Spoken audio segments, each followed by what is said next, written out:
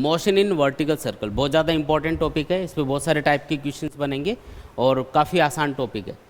Motion in vertical circle, आपको क्या करना है, किसी पत्थर को या किसी ऑब्जेक्ट को, किसी बॉल को धागे से बांधना है और उसको फिर वर्टिकल सर्कल पे घुमाना है, ऐसे घुमाना है। तो ऐसे से घुमाओगे ना तो वर्टिकल सर्कल पे वो पत्थर घूम रहा होगा। अब उसमें दो सिचुएशन हो सकती है, एक तो uniform circular motion. Uniform circular motion का मतलब है कांस्टेंट स्पीड से घुमा रहे हो आप उसको। एक ये केस हो सकता है कि उसकी स्पीड कंटिन्यूसली बढ़ाई या घटाई जा रही है, ऐसा भी हो सकता है ना। मान लो कि यूनिफॉर्म सर्कुलर मोशन है, एक कांस्टेंट स्पीड से पत्थर ऐसे घूम रहा है, तो अलग अलग जो पोजीशंस होंगी उसकी, वहाँ पे टेंशन अलग अलग होगा। स्पीड तो आपने कांस्टेंट रखी हुई है, लेकिन धागे में जो टेंशन होगा ना वो अलग अलग पोजीशन पे अलग अलग होगा। तो किस पोजीशन पे ज़्यादा होगा, किस पोजीशन पे कम होगा, ये हम कैलकुलेट करके देखते हैं एक बार। तो शुरुआत में मान लो कि जो पत्थर है या जो भी ऑब्जेक्ट है वो वर्टिकल से किसी थीटा एंगल पे आ चुका है अभी ये, ठीक है। ऐसे ऐसे घुमा रहे हो तो वर्टिकल से कितने एंगल पे आ गया, ये थीटा एंगल पे आ गया। तो इस पोजीशन में मैं कैलकुलेट करूँगा कि धागे में, इस स्ट्रिंग में या धागे में टेंशन फोर्स कितना होगा। फिर हम उससे ये पता कर लेंगे कि अलग अलग एंगल को अगर मैं चेंज करूँगा ना, मान लो पार्टिकल यहाँ पे है तो थीटा 0 करना पड़ेगा, क्योंकि अगर ये ऑब्जेक्ट यहाँ पे होता तो ये एंगल 0 होता है यहाँ पे। फिर ये यहाँ पे अगर पहुँच जाता तो ये एंगल कितना बन जाता, 90 डिग्री। फिर ये ऑब्जेक्ट मान लो यहाँ पे पहुँच गया तो एंगल ये कितना बन जाएगा, वर्टिकल से एंगल ले रहे हैं तो ये 180 डिग्री। फिर ये घूम के यहाँ पे आ गया तो एंगल कितना होगा, एंगल आपको 270 मान लो। फिर ये वापस घूम के वहीं आ गया तो वापस एंगल 0 डिग्री। तो इस तरीके से इसका एक कंप्लीट रोटेशन होगा। ये वाला पॉइंट मान लेते हैं ए, ये वाला पॉइंट यहाँ पे बी मान लेते हैं, यहाँ पे हम एक पॉइंट कंसिडर कर लेते हैं सी, और ये वाला जो पॉइंट है यहाँ पे ये है मान लो डी। तो अभी यहाँ पे पहुँच गया। तो यहाँ पे कौन कौन से फोर्स लग रहे हैं उनको दिखाते हैं। सबसे पहले तो नीचे की तरफ लग रहा होगा mg, इधर लग रहा होगा टेंशन, और क्योंकि ये सर्कल पे घूम रहा है तो इसके ऊपर बाहर की तरफ भी एक फोर्स लग रहा होगा, है ना। इधर इधर जो दिखाते हैं ना अपन सेंट्रीफ्यूगल फोर्स, इधर अगर ये v स्पीड से घूम रहा है ना, ऐसे v स्पीड से, अगर इसकी स्पीड कांस्टेंट है सपोज करो, और इस पॉइंट के ऊपर इसकी स्पीड कितनी दिखी है हमको v, तो उसके अकॉर्डिंग जो सेंट्रीफ्यूगल फोर्स है वो कितना होगा, mv²/r। r इस सर्कल की रेडियस मान लेते हैं। तो ये वाली सिचुएशन है। वर्टिकल से इस धागे ने कितना एंगल बना रखा है यहाँ पे, थीटा। तो यहाँ पे भी एंगल कितना बनेगा, तो वही एंगल यहाँ पे दिखेगा। ये भी वर्टिकल से एंगल है, ये भी वर्टिकल से एंगल है, तो ये एंगल बराबर होंगे। mg का एक कंपोनेंट तो इधर आएगा, दूसरे वाला कंपोनेंट इधर होगा। हमको इधर वाले कंपोनेंट से मतलब है अभी, ठीक है। तो मैं इसका जो कंपोनेंट है वो लिख देता हूँ यहाँ पे। mg का थीटा से जुड़ा हुआ कंपोनेंट इधर कौन आएगा, mg cos थीटा। तो ये वाला जो कंपोनेंट है ये है अपना mg cos थीटा। तो एक चीज़ नोटिस करो कि इस पत्थर के ऊपर या इस ऑब्जेक्ट के ऊपर इधर तो फोर्स लग रहा है T, और इधर दो फोर्स लग रहे हैं mg cos थीटा और mv²/r, दिखा आपको। तो ये दोनों आपस में बैलेंस होना चाहिए। अगर ये ज़्यादा होते तो ये रस्सी टूट जाती, रस्सी टूट नहीं रही, इसका मतलब ये वाले जो दोनों फोर्स हैं वो इससे बैलेंस हो रहे होंगे। इसका मतलब आपको इक्वेशन लिखनी चाहिए क्या, T = mg cos theta plus mv²/r। अब ये जो mg cos थीटा इसकी वैल्यू चेंज होती रहेगी। v हमने कांस्टेंट माना हुआ है, r भी कांस्टेंट है, रेडियस ऑफ द सर्कल, और m भी कांस्टेंट है। तो ये वाली टर्म तो कांस्टेंट है, लेकिन ये वाली चीज़ चेंज होती रहेगी। जैसे यहाँ पे इस पॉइंट के ऊपर आप क्या देखोगे, थीटा कितना 0, cos 0 कितना होता है 1। तो इस पॉइंट के ऊपर जो धागे में टेंशन होगा वो कितना होगा, mg + mv²/r। इस पॉइंट के ऊपर जब ये बी पॉइंट पे पहुंचेगा तो थीटा कितना लेना पड़ेगा, 90, cos 90 कितना होता है 0। तो ये वाली टर्म पूरी उड़ जाएगी, सिर्फ mv²/r यहाँ पे धागे में टेंशन कंसिडर करना है। फिर ये ऊपर पहुंच जाएगा वहाँ पे, तो ये थीटा 180 बनेगा, cos 180 -1 होता है, तो आंसर क्या आएगा, T = mv²/r - mg। जब यहाँ पे पहुँचेगा तो एंगल 270 मान लो, या फिर 90 मान सकते हो इधर, ठीक है। 270 या 90 डिग्री पे ये 0 ही बनेगा, तो आंसर आएगा ये वाली टर्म तो 0, T = mv²/r। तो इस पॉइंट पे और इस पॉइंट पे तो टेंशन कितना, mv²/r। यहाँ पे पहुँच के वापस कितना हो जाएगा, थीटा 0, तो mg + mv²/r, और यहाँ पे कितना था, mv²/r - mg। चारों पॉइंट्स पे समझ में आ गया। और बाकी को रैंडमली आपको एंगल दे दे कि भी 30 डिग्री एंगल पे बताओ कितना टेंशन है, तो आप ये थीटा 30 डिग्री पुट करके सॉल्व कर सकते हो। तो एक तो ये फॉर्मूला अपने लिए इंपॉर्टेंट हो गया, ये याद रखेंगे हम लोग, ठीक है। इससे हर पोजीशन पे निकाल सकते हो, कोई भी पोजीशन पे पूछे, ठीक है।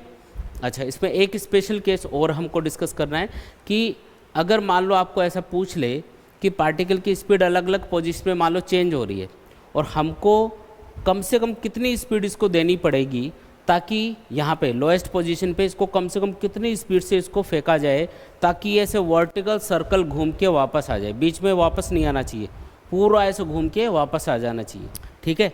मतलब आप अपने किसी दोस्त को झूले पे झुला रहे हो, ये आपका दोस्त है जो आप पे बहुत भरोसा करता है और ये आप हो और आपने ये टॉपिक पढ़ रखा है, ठीक है।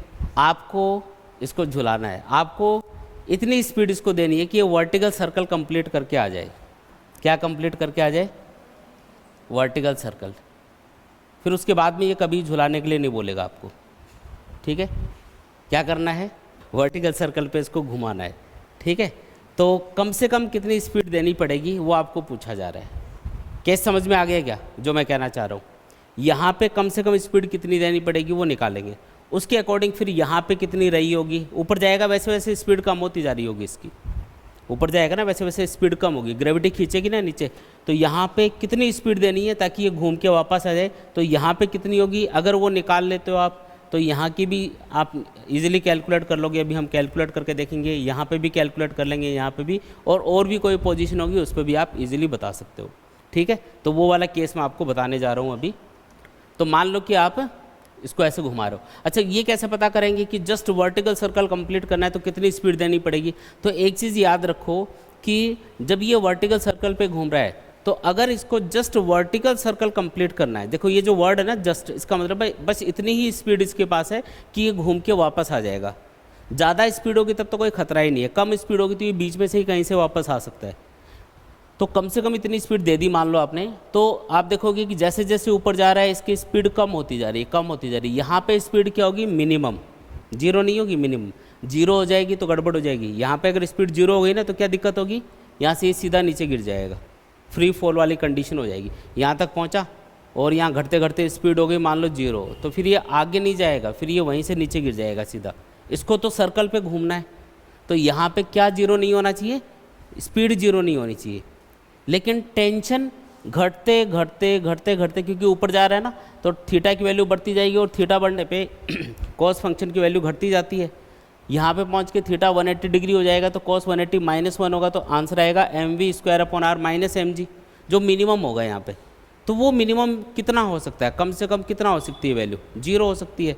टेंशन जीरो हो सकता है लेकिन स्पीड जीरो नहीं होनी चाहिए, समझ रहे हो बात? तो यहाँ पे जब ये पहुँचा तो यहाँ पे हमने क्या देखा कि इस धागे में जो टेंशन है सी पॉइंट के ऊपर वो ऑलमोस्ट जीरो हो गया, है ना, लगभग जीरो के बराबर हो गया। तो अगर वहाँ पे जीरो हो जाए, ये मिनिमम स्पीड देने की कंडीशन है। अगर ज़्यादा स्पीड दोगे तो यहाँ पे टेंशन जीरो नहीं होगा, जीरो से कुछ ज़्यादा रहेगा और ये सर्कल पे आराम से घूमता रहेगा, कोई दिक्कत नहीं है उसमें। तो मिनिमम की बात हो रही है कि मिनिमम स्पीड आपने दी होगी, यहाँ पे पहुँच के टेंशन जीरो हो गया होगा, फिर भी कुछ स्पीड बची होगी जिससे ये आगे ऐसे पलट के वापस आ गया। यहाँ पे टेंशन को जीरो करना है, ये ध्यान रखना है पॉइंट। तो यहाँ पे टेंशन अगर जीरो है तो टेंशन का फॉर्मूला तो ये है अपने पास में, इसको जीरो के बराबर पुट करके हम ये निकालते हैं कि यहाँ पे स्पीड कितनी होगी फिर इसकी, ठीक है, सी पॉइंट पे।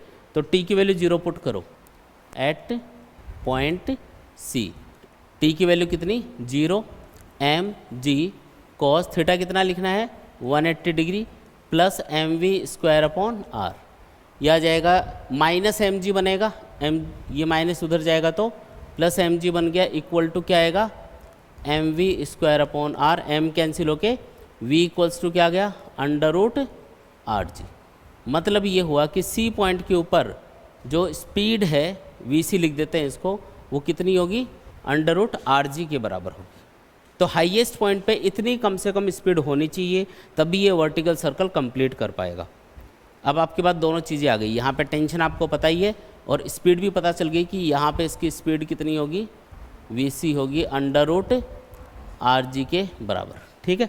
फिर ये नीचे आया, फिर यहाँ पे पहुँचा तो हमने देखा कि यहाँ पे पहुँचने के बाद इसका जो एंगल बनेगा, ये जो एंगल बनेगा ना यहाँ से, वो होगा 270 डिग्री, या इधर से देखोगे तो 90 डिग्री।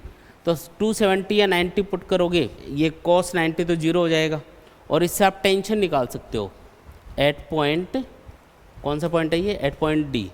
मैं क्या लिख सकता हूँ, टी कितना होगा, तो T equal to at point D निकाल रहे हैं हम लोग, सी पॉइंट के ऊपर तो टेंशन कितना था, जीरो, वो तो हमको पता ही है, चलो ठीक है। डी पॉइंट के ऊपर निकाल रहे हैं, तो डी पॉइंट के ऊपर हमने लिखा एम जी कॉस 270 या 90 कोई भी वैल्यू पुट कर दो, आंसर तो जीरो ही आएगा, एम और V D square upon are.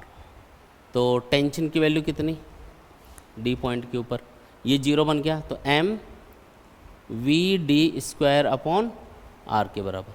अब ये जो वी डी है ये कितना होगा, ये कैलकुलेट करना पड़ेगा। कैसे, आप एक चीज़ नोटिस करो, जब ये नीचे आ रहा होगा, तो जब ये यहाँ पे डी पॉइंट पे पहुँचेगा तो ये वर्टिकली कितना नीचे आ चुका होगा, आर हाइट नीचे आ चुका होगा। पहले यहाँ पे था, फिर यहाँ से नीचे आया, तो जब ये यहाँ पे पहुँचा तो ये कितना नीचे आ गया, आर हाइट नीचे आ गया ना।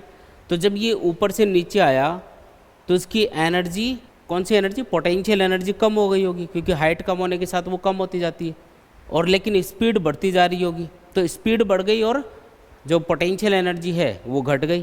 तो इसके पास पोटेंशियल एनर्जी भी थी, काइनेटिक एनर्जी भी थी। फिर ये यहाँ पे जब इस लेवल पे आएगा, इसी लेवल पे आएगा, तो इसकी पोटेंशियल एनर्जी तो घटते घटते जीरो हो गई, लेकिन काइनेटिक एनर्जी बढ़ गई। इसका मतलब यहाँ पे जो टोटल एनर्जी और यहाँ पे जो टोटल एनर्जी वो है तो बराबर ही, बस यहाँ की पोटेंशियल एनर्जी यहाँ पे काइनेटिक एनर्जी में कन्वर्ट होकर ऐड हो गई इसमें। तो आप ये बोल सकते हो कि यहाँ पे जो टोटल एनर्जी है कौन से पॉइंट पे, सी पॉइंट पे, कितनी होगी वो, एम जी, और हाइट की वैल्यू कितनी है, आर के बराबर है, एम जी आर प्लस, और काइनेटिक एनर्जी कितनी है हाईएस्ट पॉइंट पे, half M V square, V की वैल्यू कितनी है, अंडर रूट आर जी के बराबर है। तो वो बराबर होनी चाहिए डी पॉइंट के ऊपर इसकी काइनेटिक एनर्जी के, क्योंकि पोटेंशियल एनर्जी तो डी पॉइंट पे जीरो मानी है अपन ने, half M V square, V यानी वी डी स्क्वायर। तो इससे आप वी डी निकाल सकते हो, वी डी आ गया तो टेंशन भी आ जाएगा।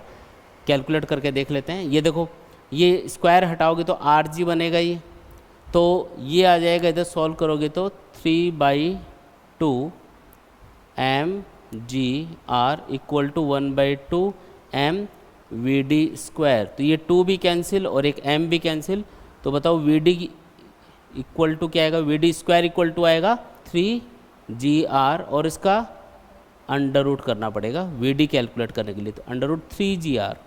ये आ गई स्पीड, और ये अगर स्पीड आ गई तो इसकी वैल्यू इस पर पुट करो, बताओ टेंशन कितना होगा, यही लिख देता हूँ, T at point D will be equals to M। देखो वी डी की वैल्यू कितनी है, अंडर रूट 3GR, स्क्वायर करो इसका, तो ये आ जाएगा 3GR डिवाइडेड बाई R, एक R कैंसिल हो जाएगा, तो क्या आएगा 3mg के बराबर आएगा। तो टेंशन एट पॉइंट D कितना होगा, 3mg के बराबर होगा। तो आपने क्या देखा, ये यहाँ पे तो टेंशन है जीरो, स्पीड है अंडर रूट GR, इस पॉइंट के ऊपर स्पीड तो है अंडर रूट 3GR, और टेंशन कितना है 3mg के बराबर, ठीक है। और यहाँ पे भी उतना ही होगा, ये और ये पॉइंट एक ही लेवल पे है ना, तो बी पॉइंट हो या डी पॉइंट हो, दोनों पे टेंशन और स्पीड बराबर होती है। फिर ये नीचे आएगा यहाँ पे, तो यहाँ पे स्पीड कितनी होनी चाहिए, इस पॉइंट के ऊपर स्पीड मान लो VA के बराबर है, तो VA कितना होगा, और इस धागे में जो टेंशन होगा एट पॉइंट A वो कितना होगा, ये दो चीज़ और कैलकुलेट करेंगे। अब इसको कैलकुलेट करने के लिए देखो, पहले यहाँ पे था पार्टिकल, फिर यहाँ से जब ये यहाँ पे आया तो कितना हाइट नीचे आ गया। अब इसको रेफरेंस पॉइंट मान लो एक बार, तो 2r हाइट पे था पहले, तो इस पॉइंट के रेस्पेक्ट में यहाँ पे इसके पास जो पोटेंशियल एनर्जी थी वो कितनी थी, mg इंटू 2r, हाइट कितनी होगी 2r होगी ना। तो इसके रेस्पेक्ट में आप देख रहे हो, यहाँ से जब ये यहाँ पे आएगा तो यहाँ के कंपैरिजन में इसके पास पोटेंशियल एनर्जी तो होगी mg into 2r, kinetic energy कितनी होगी, half m under root R G का स्क्वायर। और जब ये यहाँ पे आएगा तो वो पूरी की पूरी एनर्जी किस में कन्वर्ट हो गई, पोटेंशियल एनर्जी में, सॉरी काइनेटिक एनर्जी में, क्योंकि इस लेवल पे पोटेंशियल एनर्जी तो जीरो, इसी को ग्राउंड लेवल माना है इस बार अपन ने। तो देखो लोएस्ट पोजीशन पे हमने देखा कि जो काइनेटिक एनर्जी है वो होगी हाफ m VA स्क्वायर, और जो हाईएस्ट पॉइंट पे था, हाईएस्ट पॉइंट था ना भी, हाईएस्ट पॉइंट ये वाला, यहाँ पे इसके पास कौन कौन सी एनर्जी है, kinetic energy half m, V की वैल्यू क्या लेनी है, अंडर रूट आर जी, उसका स्क्वायर कर दिया, प्लस पोटेंशियल एनर्जी कितनी लेनी है एम जी इंटू 2R लेनी है। चलो बताओ सॉल्व करके, half M V A square, ये सॉल्व करोगे तो ये आएगा 5/2 एम जी आर। तो ये m तो कैंसिल, 2 भी कैंसिल, तो वी ए आ जाएगा √5 जी आर। ये तो आ गई अपने पास में स्पीड, इतनी स्पीड होगी लोएस्ट पोजीशन पे √5 जी आर। और टेंशन कितना होगा, तो लोएस्ट पोजीशन पे जब पार्टिकल पहुंचेगा, यहाँ पे पहुंचेगा, तो यहाँ पे इस फॉर्मूले के अकॉर्डिंग टेंशन क्या आएगा, थीटा तो हो चुका होगा इस पोजीशन पे 0, कोस 0 कितना होता है 1 होता है, तो M G plus M V square upon R लेना है ना फॉर्मूला, वही लगाओ। तो टेंशन एट पॉइंट ए होगा M G plus M V square upon R. लेकिन वी कौन सा लेना है, ए पॉइंट पे जितना भी वी है वो लेना है, ए पॉइंट पे जो भी स्पीड हो गई होगी ना, जो अभी हमने सॉल्व करी है वो लेनी है। M G plus M V A की जगह ये ले लो, इसका स्क्वायर करो तो 5 जी आर डिवाइडेड बाई आर, एक आर कैंसिल होके कितना आएगा 6 एम जी। ये लो जी, ये आपका फाइनल रिजल्ट हो गया। तो चारों पॉइंट्स पे हमने पता कर लिया सारी चीज़ें। एक बार वापस बता देता हूँ, अब आप खुद बताओ कंक्लूजन देखो इसका। मान लो कि ये अपना सर्कल जब ये लोएस्ट पोजीशन पे है यहाँ पे, तो इसकी जो मिनिमम वेलोसिटी है वो होनी चाहिए √5 जी आर के बराबर, और इस पोजीशन पे रस्सी में टेंशन कितना होगा 6 एम जी के बराबर होगा। जब ये यहाँ पे पहुँचेगा तो टेंशन तो होगा 3 एम जी के बराबर, और स्पीड होगी √3 जी आर के बराबर। जब ये यहाँ पे पहुँचेगा तो उस कंडीशन में स्पीड होगी √जी आर के बराबर, और टेंशन कितना होगा जी, टेंशन 0 इस पोजीशन पे। फिर यहाँ पे पहुँचेगा तो अगेन इसकी स्पीड √3 आर जी, और धागे में टेंशन बताओ 3 एम जी के बराबर। अब ये सारे पॉइंट्स अच्छे से दिमाग में बिठा लेना, आपके लिए ये काम का है मैन। वर्टिकल सर्कल पे कोई भी घूमेगा तो मिनिमम इन पॉइंट्स पे ये स्पीड होनी चाहिए, ठीक है। लो अच्छा, कुछ इंपॉर्टेंट पॉइंट और देख लो। वर्टिकल सर्कल पे जब भी पार्टिकल घूम रहा है तो लोएस्ट पोजीशन पे ए पॉइंट पे जो स्पीड है ना उसको कंपेयर किया है हर जगह। तो लोएस्ट पोजीशन पे जो स्पीड है वो √5 जी एल, एल यहाँ पे रेडियस ऑफ द सर्कल है, जो आर ले रहे थे ना उसकी जगह एल ले लिया, एक ही बात है। तो वर्टिकल सर्कल पे अगर ये घूम रहा है तो अगर स्पीड √5 जी एल से ज़्यादा है तब कोई खतरा नहीं है, आराम से ये वर्टिकल सर्कल पे घूम के आ जाएगा। और अगर ये इक्वल भी है तब भी ये जस्ट वर्टिकल सर्कल पे घूम के आ जाएगा, बस यहाँ पे टेंशन 0 हो जाएगा उस कंडीशन में। तो सी पॉइंट के ऊपर टेंशन विल बी 0, और बाकी ये वर्टिकल सर्कल इजीली कंप्लीट कर लेगा, कोई दिक्कत नहीं है। पहले 2 पॉइंट तो वही हैं, ठीक है। ज़्यादा स्पीड हो तब तो ठीक है, और मिनिमम कितनी होनी चाहिए √5 जी एल के बराबर होनी चाहिए। लेकिन अगर स्पीड √5 जी एल से कम है, √2 जी एल से ज़्यादा है और √5 जी एल से कम है, तो उस कंडीशन में क्या होगा, जो पार्टिकल है देखो ये B point somewhere between B and C, देखो ये वाला जो पॉइंट है ना बी वाला और सी वाला, इन दोनों पॉइंट्स के बीच में कहीं ना कहीं जाके ये ऐसे जा रहा होगा, तो यहाँ पे जाके कहीं ना कहीं टेंशन 0 हो जाएगा, पहले 0 हो जाएगा। और अगर टेंशन 0 हो गया तो स्पीड तो मान लो है इसके पास, तो ये ऐसे जाएगा सर्कल पे, यहाँ तक पहुँचेगा और फिर ऐसे ऐसे घूम के नीचे जैसे प्रोजेक्टाइल मोशन टाइप का सा पाथ हो जाएगा इसका। देखो ऐसे मूव करेगा ये, इसने बोला ना particle will not follow circular motion, tension in the string becomes 0 somewhere between B and C. यहाँ पे बीच में कहीं ना कहीं टेंशन 0 हो गया, तो अब जो भी स्पीड इसके पास है, मान लो यहाँ पे टेंशन 0 हो गया सपोज करो, तो पार्टिकल ऐसे जाएगा, यहाँ पे पहुँचेगा, और अब इस स्पीड की वजह से ये ऐसे जाके कहीं यहाँ पे जाके वापस आ जाएगा। तो ये मतलब वर्टिकल सर्कल पे घूम ही नहीं पाएगा, ये इसमें प्रॉब्लम होगी। और अगर स्पीड √2 जी एल के बराबर है तो ये जस्ट यहाँ पे पहुँच जाएगा, मतलब यहाँ तक पहुँच जाएगा, और उसके बाद में इस तरीके से ये ऑसिलेशंस करता रहेगा, मतलब यहाँ तक जाएगा फिर वापस आएगा, इस तरीके से ये ऑसिलेशन करने लग जाएगा। और लास्ट वाले में अगर √2 जी एल से भी कम है तो ये बीच में ही कहीं पे जाके छोटे पाथ के ऊपर ऑसिलेशंस करने लग जाएगा। बस ये इनमें अलग अलग कंडीशंस है, तो ये भी आप याद कर रख सकते हो, कई बार पूछ लेते हैं। हाँ, मास पे डिपेंड नहीं करेगा, मास पे सिर्फ टेंशन डिपेंड करेगा, स्पीड डिपेंड नहीं कर रही है। टेंशन वाले तो हर एक फॉर्मूले में यहाँ पे क्या आया था 6 mg, यहाँ पे 3 mg, यहाँ पे 0 हो गया था फिर 3 mg। टेंशन तो डिपेंड करेगा, वो तो फोर्स है, स्पीड डिपेंड नहीं करेगी। देखो अब क्वेश्चंस करते हैं एक दो।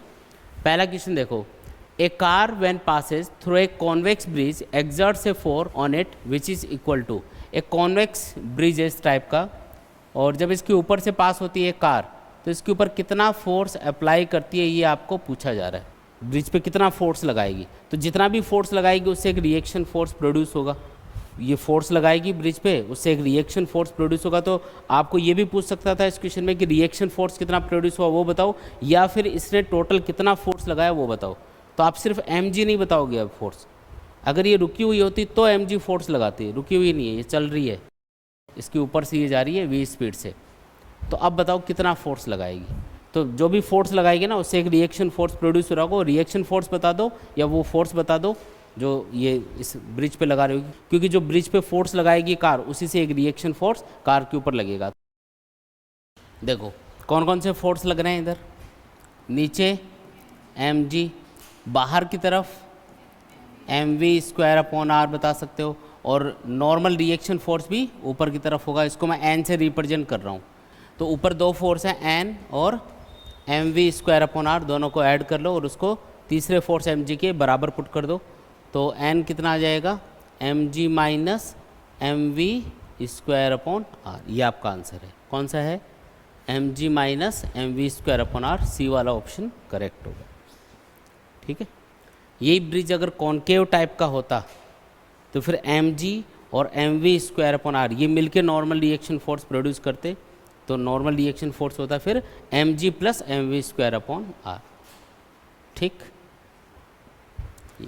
ए pendulum bob on a 2 metre string is displace 60 degree from the vertical then released, 60 degree से रिलीज किया गया है। देखो ये ऐसे पेंडुलम है, इसका जो मास है उसको हमने क्या किया, वर्टिकल से 60 डिग्री एंगल पे लेके गए और वहाँ से फिर रिलीज़ कर दिया। तो ये इस तरीके से ये ऑसिलेशंस टाइप करेगा बाद में। What is the speed of bob as it passes through the lowest point, ये जो लोएस्ट पॉइंट है यहाँ पे इसकी स्पीड कितनी होगी ये आपको बतानी है।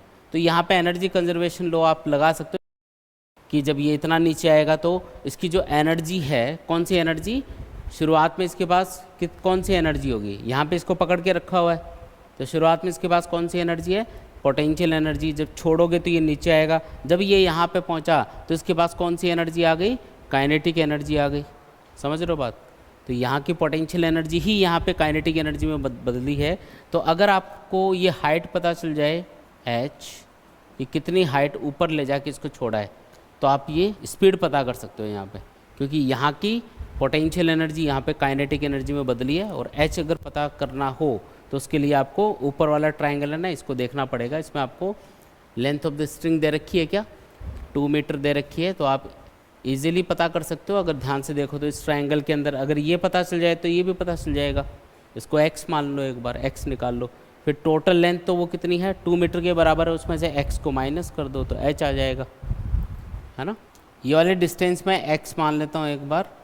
तो आप खुद बताओ कि इस वाले ट्राइंगल के अंदर ये क्या है, बेस है, ये वाला बेस है और ये हाइपोटेनियस है। बेस और हाइपोटेनियस में क्या रिलेशन होता है, कॉस थीटा। तो कॉस 60 डिग्री किसके बराबर होगा, x/2 के बराबर होगा। Length of the string is 2 metre ना, कॉस 60 1/2 होता है, तो ये कैंसिल होकर 1 मीटर आ जाएगा। तो अपने पास में h क्या आ गया, तो h क्या है, ये वाली हाइट है। तो total length of the string में से यानी 2 में से x को माइनस कर दो, यानी कि 1 मीटर आ गई अपने पास में हाइट। तो 1 मीटर हाइट से इसको छोड़ा गया है, नीचे आया। तो mgh जो पोटेंशियल एनर्जी थी वो किस में बदल गई, हाफ mv²। तो v कितना आ जाएगा, यहाँ से m कैंसिल कर दो, v आ जाएगा √2gh। v कितना आ गया, √2g, h की वैल्यू 1 है तो √20 मीटर पर सेकेंड आ गया। और टेंशन भी पूछा है क्या, what is the speed, speed ही पूछी है, लेकिन टेंशन भी फाइंड कर सकते हो। लोएस्ट पोजीशन पे अगर आपको स्पीड पता चल गई तो नीचे कौन कौन से फोर्स लग रहे होंगे, mg और mv²/r। ऊपर लग रहा होगा टेंशन, तो t किसके बराबर होगा वो भी लिख लो साइड में, also t = mg plus mv²/r। v की ये वाली वैल्यू उठा के पुट कर दो, तो m की वैल्यू तो दे नहीं रखी है वैसे, तो m को m ही रहने दो। g की वैल्यू 10 ले लो प्लस m इंटू v की वैल्यू √20 थी, स्क्वायर करने पे 20 हो गई, r की वैल्यू 2 लेनी है तो t आ जाएगा अपने पास सॉल्व करने पे 20 m न्यूटन के बराबर।